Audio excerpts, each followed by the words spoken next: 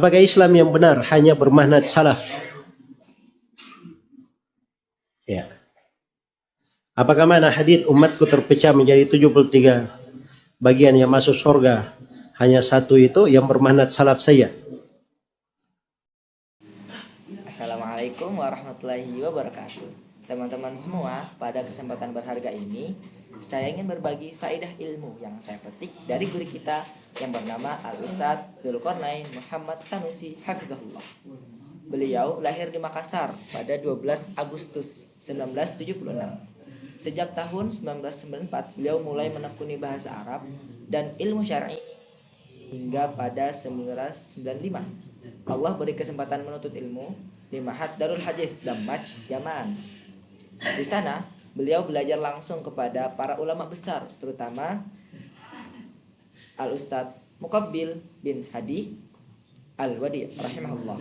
Selama kurang lebih 4 tahun di Yaman, beliau menghafal Al-Quran 30 juz dan memperdalam berbagai cabang ilmu agama. Perjalanan ilmiahnya tidak berhenti di situ. Pada tahun 2004, beliau melanjutkan talaki ke Saudi Arabia, belajar kepada sejumlah ulama besar seperti Shalih bin Fauzan Al-Fauzan, Rabi' bin Hadi Al-Makhdali, dan banyak ulama lainnya. Beliau bahkan menghatamkan Al-Quran 2 kali dari hafalan dengan sanad riwayat Hafiz dari Asim dan memperoleh ijazah tertulis. Sekembalinya ke Indonesia, beliau aktif mengajar, menulis, dan membimbing umat. Karya-karyanya membahas puasa, Ramadan, Qiyamul Lail, jihad dalam perspektif syar'i, hingga berbagai isu kontemporer seperti terorisme. Kemudian muamalah kekinian dan bahaya kesyirikan. Tulisan-tulisan beliau tersebar di berbagai majalah Islam dan menjadi rujukan ilmiah di kalangan Ahlus Sunnah. Dalam kajian tersebut, Ustadz Dzulqarnain menjelaskan sebuah poin akidah yang sangat fundamental. Islam itu jalan, satu jalan.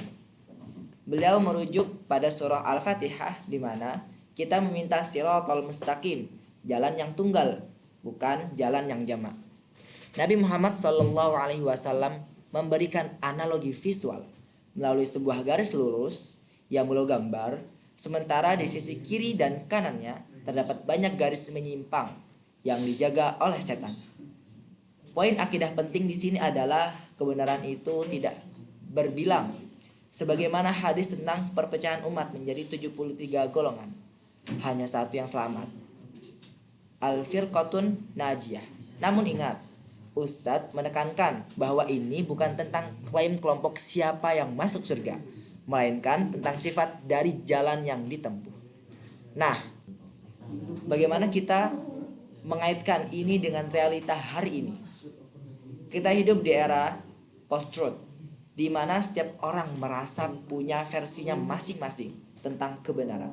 Banyak dari kita, bahkan mungkin termasuk saya, mungkin sering merasa bingung dan sangat bimbang di tengah banjir informasi. Ustadz menyebutkan istilah Hatibul Lail atau pencari kayu bakar di malam hari. Di dunia digital, ini mirip seperti kita yang hobi sharing konten agama tapi tanpa tahu sumbernya, hanya karena terlihat bagus atau viral. Padahal manhaj yang benar mengajarkan kita untuk teliti, tabayun. Contoh nyatanya dalam perilaku sehari-hari, saat ada tren ibadah baru yang tidak ada tuntunannya namun terlihat keren, manhaj salaf mengajarkan kita untuk kembali pada prinsip apakah Nabi dan sahabat melakukannya. Ini adalah filter terbaik agar hidup kita tidak sekadar ikut-ikutan tren, tetapi memiliki standar kebenaran yang kokoh. Bagi saya pribadi, materi ini bukan sekedar teori. Memahami manhaj salaf memberikan ketenangan jiwa. Saya belajar bahwa beragama itu bukan soal kreativitas dalam syariat, melainkan soal ketaatan. Ini membawa saya lebih selektif dan memilih guru dan lebih berhati-hati dalam berucap. Manhaj salaf bukanlah label eksklusif untuk merasa lebih suci, tapi merupakan kompas agar kita tetap berada di atas sunnah di tengah badai fitnah akhir zaman. Ini adalah jalan keselamatan yang paling kita wajib pelajari dengan kerendahan hati. Demikian rampungan materi dari Ustadz Dzulkarnain bin Muhammad Sanusi dalam video tersebut. Semoga menjadi amal jariah bagi beliau dan ilmu yang bermanfaat bagi kita. Mohon maaf atas segala kekurangan dalam penyampaian. Mari terus menuntut ilmu dan mengamalkannya. Wassalamualaikum warahmatullahi wabarakatuh.